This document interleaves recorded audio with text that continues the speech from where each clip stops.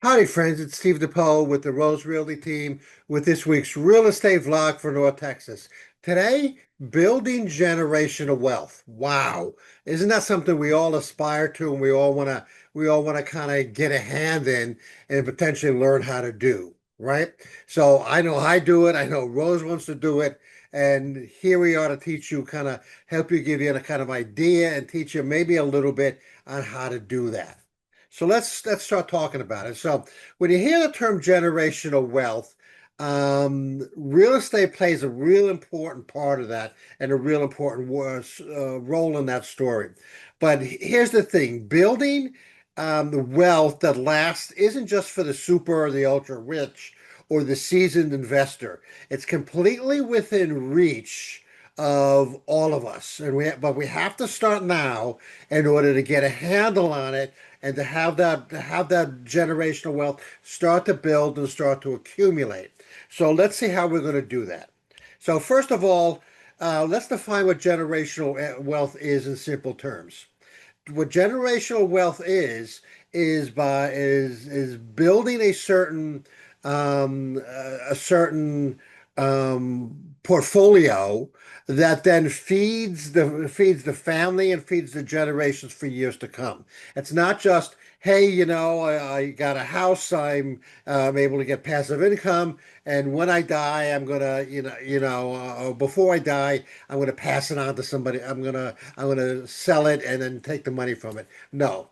Okay, so what the real estate is a foundational asset or foundational pillar of the generational wealth plan, and it helps build equity appreciation and your legacy is basically what it does. It's not just for the rich again. Anybody can start. You can start small. Anybody can start, but the point is to just start. Okay, so let's talk about equity as being a launch pad for that building of generational wealth. Equity grows over time, okay, through appreciation and mortgage buy down, okay, or pay down depending on what you want to call it. You use the equity then to kind of roll that forward to build additional, to either buy or build additional assets and not just sit on it. So if you have a piece of property, let's say your primary residence and you've paid down the mortgage and now you owe nothing, right? That's great. You're sitting on an asset that's worth 500, 600, 800, $1 million. Okay. And that's fantastic. Good for you. But unless you start putting that asset to work, you're not going to get that generational wealth and you're not going to build that legacy through that equity that you've built up in the asset, in this case, your primary home. So you're going to use that equity that you've built up as a launch pad, to further your goals and to further your legacy and to further that generational wealth building plan.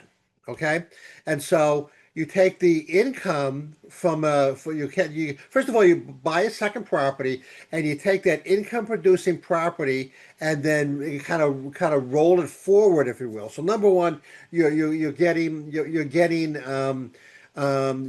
passive income from that rental income from that rental property. Okay, so you can do a number of things. You can just take that income, you can put it in the bank, and then you can grow your bank account. But that's not the real emphasis or the real way you build that generational wealth. You take at least some of that equity from the passive income that you're receiving from that rental income, and you pay down the mortgage quicker. Okay, you pay off the mortgage and you pay down the mortgage quicker. Now there's all kinds of formulas about how much you put into the paying it down quicker, and then then what you reduce your 30-year mortgage to. But the important thing is to pay down that mortgage, which then at the same time as you're paying down that mortgage, build your equity in there, right? And then so then you then like I said, you kind of kickstart your wealth building at that point by paying down that mortgage and increasing your equity that you have in that rental property, or frankly, in your primary residence. So here's like let me give you an example. When we moved into this neighborhood, we took the equity we had from our previous home, put it into this one, did some repairs and did some upgrades, and then put the rest down on the house itself, right? So we had a nice little cushion, nice little equity build up there. And then what we did is we found a rental property or an income property that we wanted to buy, got a mortgage on that, and then because mortgage rates at the time were low, they were around 2.75 or something like that. Then we refinanced our primary residence and paid off that first rental property. Great. Now we have a rental property that's producing 100%. It's got 100% equity in it, but it's also every time I collect a rent check, I know that's rental income that we can then store away, and then when we get a certain amount of that rental income, then we put that down on another property, and we took a mortgage off on the first rental property and then multiplied it forward, and then we had a second rental property. See, and then so it just kind of rolls forward where the let's say call them the legacy properties, okay, the properties that we have the primary residence and the second rental, the first rental, and then the second rental is then we're taking that equity we have built up, and we bought a third rental and then a fourth rental, etc., until you have half a dozen or so rental properties that you're collecting income off of, that you're collecting, building up equity in, so that you then can put that equity to use in other places. Okay, so number one, there's tax advantages, to having the rental income. There's depreciation, these deductions for reinvestment. Now, if we were to take, if then got a smart tax planner, which then told us, hey, you should do this and you should do that, and that's all in terms of then of being able to keep the majority of the rental income or the equity that we have. What we ended up doing is taking some of that rental income and some of that equity we had built up, and we improved the houses that we had. Plus we purchased more homes, and then you can see how it's sort of a feeds off of one another until eventually, like I said, you have half a dozen homes or so, and your tax attorney, your tax accountant, and your tax attorney are helping you out. It all matters over it's all a long-term goal. It's not something that we jump on right away as soon as our house is paid off, we sell it, type of thing. No, but we then take that equity and move it forward and buy additional properties, etc. Now we turn that equity into action with expert guidance, like the Rose Realty Team and our real estate planning pillar that we have in our business. And we take that equity and we move it forward and we roll it forward. We've got clients who we've helped start out, and they come back to us maybe every 2 years to say, I'm ready for another property.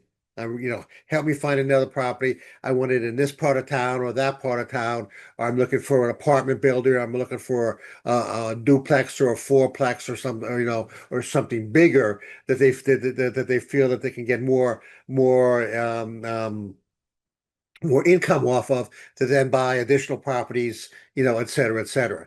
Now, these strategies are based upon your current goals, your current home, and your current goals, right? And so, where do you want to be? Where do you want to get that to? And what's the purpose? Okay, we'll get to that in a second. And so, wealth starts with the right mindset and with the plan and the support of both your accountant and your real estate planner and your real estate agent, or agents, to help you then plan what the next steps are, where they're going to be, and what we're going to do, et cetera. Um, Sorry. And so we don't just again, we don't just take that money and spend it. We put it to use, and we don't live beyond our means, but we put it to use in terms of building and buying additional properties. So you don't need 10, 15 properties to really make a difference in your life. One smart move can start a chain reaction to another property, to another property. Like I said, until you have like half a dozen. We help the local clients, like I said, purchase multiple properties, a second property and a third property and a fourth property, so that they're able to achieve some of their goals. And what are some of their goals? Well, think about it. If they start out soon enough, right? They can take those rental properties, and when the kids are ready for college, you can get for example, home equity loans or mortgages on those properties and pay off the kids' tuition. Okay, so then the kids don't have to go out, like we've heard before, don't have to go out and take out massive student loans, so that they're going to end up paying those for 15 or 20 years. Okay, but what you can do is help them with their tuition, or legacy planning in terms of helping them buy a house, or getting them, maybe getting a second mortgage, or a loan on the property to help them with their first home, etc. So there's all kinds of great stuff you can do with the power of compound equity, and for your family, and for your family beyond your current family, right? Hey, so wouldn't you like to be able to give your grandchildren, have some money put aside from the equity in one of your properties, to help them buy their first home, or to put them through college or something like that. And that's where this generational wealth then comes in, that just because you started buying a couple of small properties, and working through it and taking that equity and building it forward, then you got generations after you, legacy generations after you, that are now thankful for what you did, and how you manage those properties and manage that equity. That's what it all comes down to. Hey, next week we're going to talk about avoiding family disputes. This is an interesting topic, or an interesting subject, because what we're going to try to do is, now that we've built up all of these properties, now that you have three or four or five or six, or half a dozen, or a dozen properties, what then happens, when you pass? What then happens to those properties? Well, you could just leave little Johnny in charge of them all, and he's got to deal with them. But you know what? Little Johnny's going to become, they're going to kind of beat him up, right? And he's not going to have any friends left in the family, potentially.